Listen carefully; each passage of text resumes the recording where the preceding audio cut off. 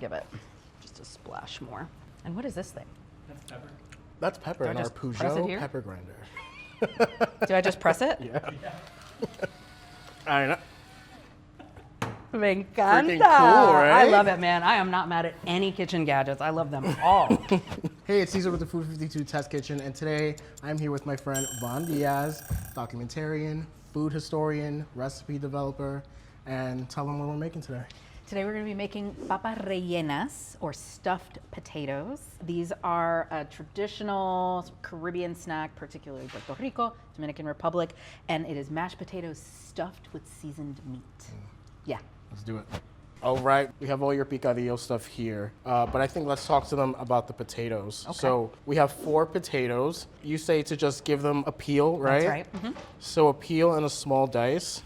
I'm not gonna bore you with peeling a bunch of potatoes, but just so people can see the size.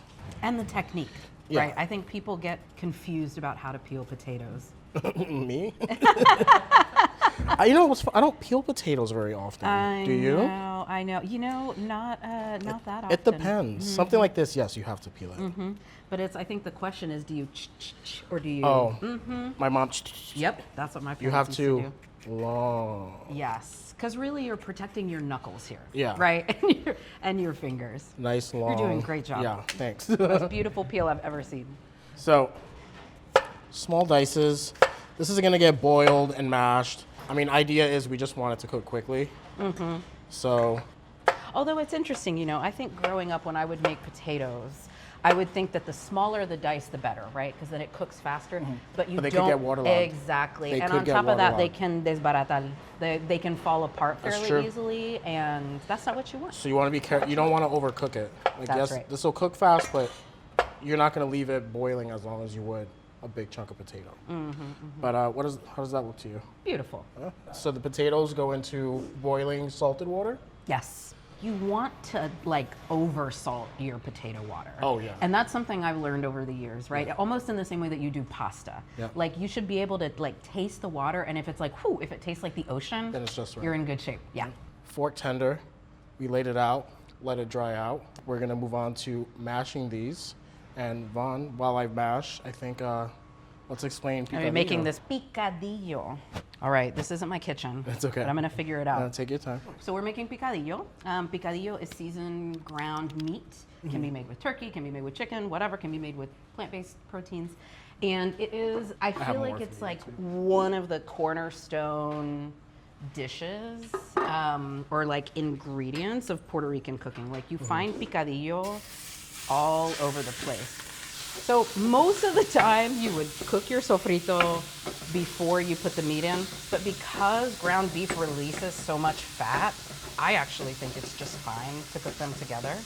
I usually, I feel like I usually go this way. Yeah? Personally, yeah. Well, maybe this is the way We'll it should be see. done, Cesar. Maybe we learned. Okay, you want to dump that sofrito Let's in go here? in. Yeah, let's do it. I mean, I've talked a lot about sofrito in my past videos, but Gorgeous. what do you have to say about sofrito? Well, it's sofrito is, I mean, I know I just said that picadillo is one of the cornerstones, but really sofrito is the cornerstone of Puerto Rican flavor. It's magical because it's this wonderful paste, right? It's bringing together all of these wonderful ingredients that you see here. I mean, especially my favorite. Yes, the culantro. And because it's a paste, you have basically like a continuous flavor. It's different than when, for example, you put these ingredients separately, a little onion, a little pepper, right? Because you can like taste the distinct ingredients, but with sofrito, it just tastes like sofrito. Exactly. Right? And And just that smell to me, oh, sofrito. I know, yep.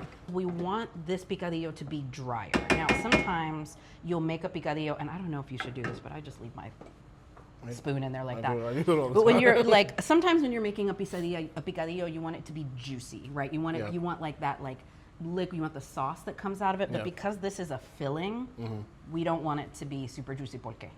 It's gonna. Because it'll erupt, right? I actually have a funny story about this this recipe. One of my first big cooking gigs, it was an event for a car company. We made like 200 mini potato balls, papas rellenas. Okay. So I'm like, you have to fry this on site. It's gonna be weird if you fry beforehand. They all disintegrated in the oil. I wanted to cry. Bendito. There were like 500 people out there. We had other things, but there was no César. saving it. Oh no. So I have a little PTSD with this recipe, Oh, I'm but so glad I can be here for your but, healing. yeah. We're Heal, healing. We're yep. healing with fried potatoes stuffed with meat.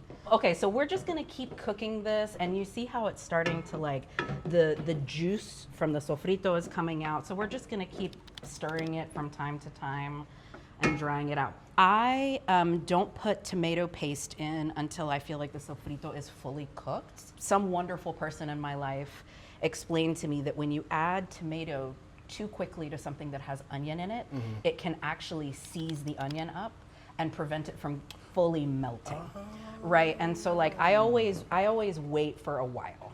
right. But I think we can go ahead and add the spices. Yeah. So we've got our salt. Sal. Dale. Sal. Beautiful, beautiful. Pepper, sprinkle, muy bien. And then comino, cumin, right? Now that's a good amount of comino, but you want that. That's gonna give it like exactly that smoke. Exactly, because part of what we're doing here, right, is we've got this like blank canvas in the potato, right? Just a plain old potato. And so what's gonna happen is when they're all done, when they get fried, you're gonna bite into them and you're gonna get this cool textural thing, right? You're gonna get the crisp and then the plain potato, which will be smooth, and then boom, right? Like this like cumin sofrito face punch that you want. It's funny too, because this is a dish that I feel like a lot of different countries make, but everyone makes it kind of differently. Well, I mean, while we were talking about that, right? Like this recipe, which is in Islas, which is my new cookbook. Oh, wait, this one? That's the one. That's the one. It's my new book. So I connected this dish with the Dominican Republic. My grandmother was Dominican, may she rest. And so I've always thought that my grandmother's palate leaned a little bit Dominican. Like there was always something a little bit different about the way that she cooked. And I can't put my finger on it. I couldn't tell you what that is. I think that's a good point too, because sometimes people ask me, they're like, what's the difference between like Hard to Puerto tell. Rican food, Dominican food, Cuban food? You know, we all kind of eat the same thing, Right. but you know when something's Puerto Rican, Right. and you know when something's Dominican. And it's Yeah. like, what are those flavors that really push that forward? For me personally, I feel like Dominican food is heavy on things like the cumin and like the I think oregano, that's right. especially Dominican oregano is so That's right. pungent. But for Puerto Rican food, I feel like for us, it's very much the recao, culantro, yeah, the the recao, culantro, yeah. the sweet peppers. Even though everyone uses sofrito, I feel like for Puerto Rican food, the sofrito is kind of like the Yes, star. that's right. Whereas for everyone else, it's kind of there. You know, it's important, but it's not like the emphasis isn't so strong. That's right. Yep. So this is looking like dry enough to me, and this has been cooking for 5, 7 Yeah, minutes or roughly. something like that. I'm gonna add this tomato paste. Man, that looks good. That smells really good. But yeah, so I mean, you know, Dominican, Puerto Rican, and Cuban food have very similar flavor profile, super similar ingredients, and folks should play with them. You know what I mean? Yeah, I mean, I talk all the time about the authenticity police and how they're not welcome in my comments. I think it's corny, and I think it's very limiting. You know, food is meant to be played with and experimented with, and you know, these things didn't just always exist in a vacuum. That's Like, right. They came to be at some point. That's right. And you can make this with different starchy vegetables too. It doesn't just have to be potato. You could could make it with cassava. Yep. Ooh, you could make it with taro. Yep. Ooh, that would be good. Bana would be good. So yes, you can use any starch. I mean, you could use plantain, True. you know. Yeah. Sweet plantain would Yeah. be good. But yes, you were saying earlier, right, there are so many people, there are so many different cultures that make this same kind of thing. But you know, it's like, it's even bigger than that, right? An empanada, a pita, right? Like some of the oldest dishes on this planet are people taking a starch and stuffing it with something, sealing it, and then heating it, right? And you can find examples of that all over the planet. That's drying out. Yep, I think it's good. I'm Yeah. gonna go ahead and turn the heat off. Okay, let's see how we did. Could use a little more salt, but That's perfect. I know I could. I eat have a this. salty palate. I do too. Yeah. All right, So, we're mashing potatoes now. we're mashing potatoes. And how smooth do you want this? As smooth as possible, because you want that textural thing to happen when you make them, right? Because the outside's gonna be crispy, that smooth mashed potato, and then all of this yum. And in the meantime, we also have a little Here, I'll take over for a you little so we assembly can- station. So what I've got, right. we've got some breadcrumbs and just plain breadcrumbs, huh? See, plain breadcrumbs. Yep. You I've can also- also make those at home if you've got like Yeah. stale bread. Just throw in the, stir in I've the also food seen processor. people do like cornstarch. Sure. Right? Or like Yeah. potato starch. Yeah. So I'm gonna start just kind of like working with this mashed potato to see if it's the texture that I like. Like touch your food, y'all. Touch it. Nothing wrong. We don't always need to use implements. Wait, so the y'all slipped out. That's right. So let's talk Oh, about that. okay. Let's talk about that. Yes. So I was born in Puerto Rico. My dad was in the Army, and we moved to Georgia when I was a little kid. So I grew up outside of Atlanta. I lived mostly in Georgia until I was in my early 20s, and then I started my wander years. My I'm gonna live here. I moved to New York. Also, see, this is looking good. It looks Nice. like it looks like a dough. Looks like you dough. know. It looks like you put flour in it. Exactly. And that's just the natural starch of the potato. Amazing. Right, does this. So I'm satisfied with that. And your first book was called? My first book was called Coconuts and Collards, an homage to living between the American South and Puerto Rico. Because, here's the thing, like, people don't always love where they're from, you know what I mean? But, like, I genuinely love the South, and I love Puerto Rico. Like, Southern food is very delicious. Like, Very delicious. in particular because people don't think about this because they think about fried chicken and macaroni and cheese and stuff. Pero the South is really a breadbasket for this country. So many things grow there. So there's this abundance of field peas and okra and tomatoes and all of this like wonderful fruit. So it's actually very fresh and very delicious. And there's a lot of similarities with Caribbean food. That's right. Because of of the that. transatlantic slave trade, right? Exactly. Because people were forcibly brought to the Caribbean and then into the rest of the United States. So the South being the region that is the closest to the Caribbean in the United States, of course you would see all these African ingredients, techniques, and dishes, as well as indigenous. absolutely. That's your history lesson for this particular meal. I think to me the rule of thumb about frying is that you want to be brave. Right? The minute you get scared of the oil, that's when you have a disaster, right? Like that's when things boil over. No, you can't be like, you know, like that is really dangerous to do. You got to just slip things into the oil, right? And this is like part of the making sure that it's the right temperature, right? Because say the average person, right, turns the heat up on blast, right, gets the heat of the oil up to like 500 odd degrees, it's too hot, right? It's dangerous. So you want to keep it moderate flame, know what the temperature is, and then it's fine if your fingertips get pretty close to the oil when you're putting things in because it's safe. Sometimes my Gotta be fingers safe. go in the oil. I'm fine. Muy bendito. I'm fine. Well, you've got those chef calluses. I don't feel anything anymore. So so you see that like these are actually different sizes, right? It doesn't matter. You could even maybe actually make them a little smaller if you wanted to, right? It's kind of up to you and how big you want them to be. Okay, so our oil has been heating for at least like 5 to 7 minutes, and how are we doing? So it's a little hot. It's like close to 370. So we're gonna turn the heat down and just let it do its thing for a second while we finish prepping these. So it says in the recipe that you should take about 3/4 of a cup of potato. I'm eyeballing that. I think that looks like about 3/4 of a cup, right? And then you form it into a ball, right? And then you just split it in half. Okay, and that is what enables this fun technique. So you see how pliable it is? It's like a dough, right? And it really is. And that's just potato. It's just potato. It's actually very forgiving. So I'm gonna add 2 tablespoons of picadillo. No, is it 2 tablespoons? We don't want them to be ciego, right? You wanna explain what ciego Ciego is? literally means blind. When something that's supposed to be stuffed doesn't have a lot of filling, doesn't have a lot of meat, we're like, oh, esto está ciego. Oh, this is blind. Like it's the worst thing. No, can't have blind. Yeah, you never want a blind. Yes. A blind anything. Yeah. See, I think mine's gonna be a baby. Yeah, make it chiquitito. Okay, and then I'm just gonna pinch the edges here because I'm just sealing it, right? Part of what I got really interested in about food came when my grandmother developed Alzheimer's, right? I loved my grandmother. She was a really wonderful cook. And when she developed Alzheimer's, she just forgot how to cook at everything. She was burning rice. She was putting cans of soup in the microwave. It was really, really hard for us. I started just kind of cooking, right? I was cooking my way through this Cocina Criolla, right? Classic Puerto Rican cookbook. And I started noticing history like in between the lines, you know? And I started asking questions. Why is there a pollo a la Maryland fried chicken recipe in this book? Pollo a la Maryland was on the Titanic. And there are stories embedded, right? Like there's stories embedded in why a certain ingredient is used, why a certain kind of oil, why do we make this way? And that fried chicken recipe, by the way, was cooked for 1 hour in lard. Wait, how? No.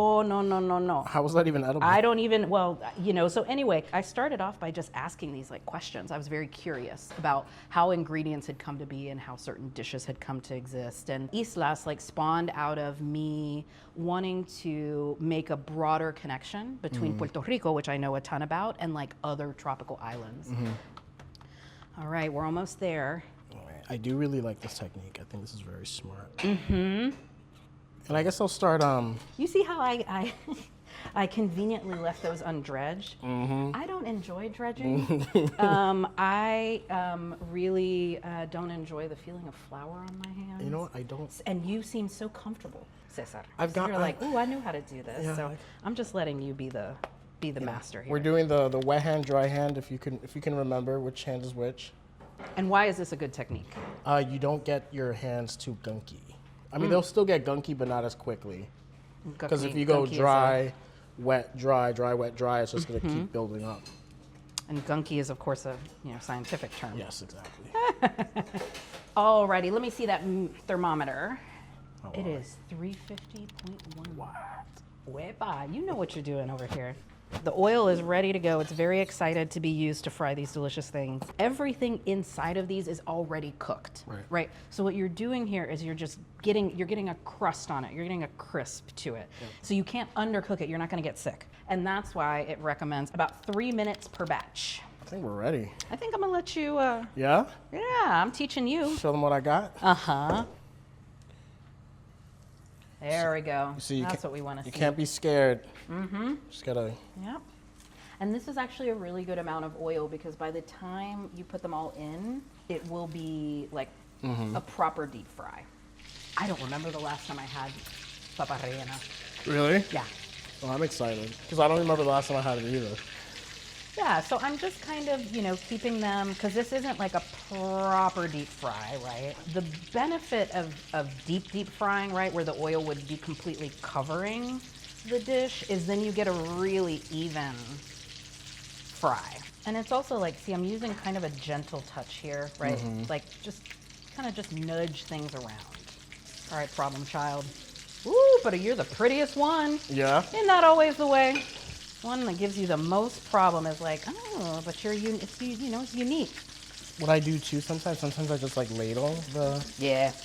the oil. Everybody gets a little love. Just bathing you guys in oil, our sweet potato friends. Well, and so, there's an entire chapter in Islas, my new book, Islas, which you can get wherever you buy your fine books. There's an entire chapter about frying because I found in my research that it's like deep frying may seem like a modern invention, but it is absolutely not. It's a very, very old way of cooking. Yeah. Because in places where there was an abundance of things that could produce oil, you would have a ton of oils, coconut, peanuts, right? Like they're all things that create oil. Yeah, I think we can get these guys. She's ready. Ooh, yeah. I'm gonna name her Angela. Oh. It looks like the potato expands a little bit and the breading, but it's actually very beautiful. It looks like a donut. Like a meat-filled beignet. Yeah. You would eat these as a snack, right? Yeah. This is not like a thing that you necessarily make for dinner and pair with a salad, but you know what? Honestly, you could. This with a beer. Yeah. I think I might have some. On the beer. beach. We'll see. Oh, yeah, that sounds good. All right. Vaughn, We did it. Thank you We so made them. Yeah. Thank you so much for showing me how to make that. Thank you for I making love that them. technique. Yeah. Let's try them. Okay. I'll try this one. I haven't had one of these in years. Oh my gosh, I'm so excited.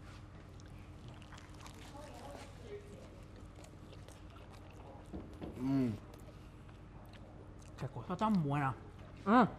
Crispy, It's salty. soft, pillowy. That picadillo is delicious. And it's all I love the textures, right? Mm-hmm. It's crispy on the outside. You got those little pops of salt, and the super creamy interior. Delicious meat. I think they're kind of like tiny shepherd's pies. They are. I hadn't thought of that. Wait a minute. You're giving me ideas. And it goes perfectly with beer. Salud. Thank you, friend. Oh, I forgot to hit it. Got you. Good luck. Oh my God, they go so well together.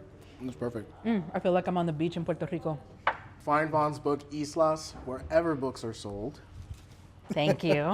Recipe link down below. Comment, like, subscribe. We'll see you next time.